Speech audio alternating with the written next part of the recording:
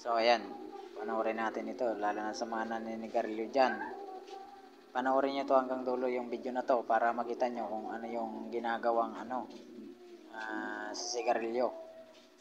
Kasi ang asa ko talaga dati ay tabako, pero yung pala ay gabi pala na yung tinatawag na sa Tagalog gabi, pero sa Bisaya po yan tawag doon yan hapay. So maraming tawag po yan, iba rin ang tawag yan sa Mindanao.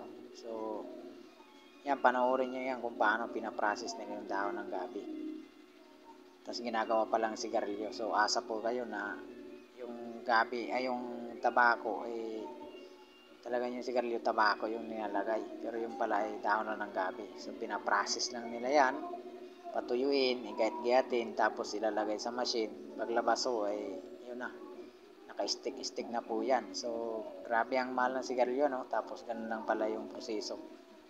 So dahon lang pala ng gabi nilalagay na pala nila ngayon sa sigarilyo.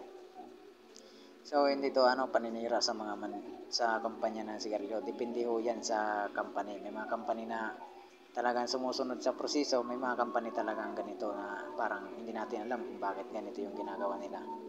So kaya na humusga kung totoo o hindi, pero para sa akin nakikita nyo naman na totoo talaga na ganun yung pag-process ng sigarilyo.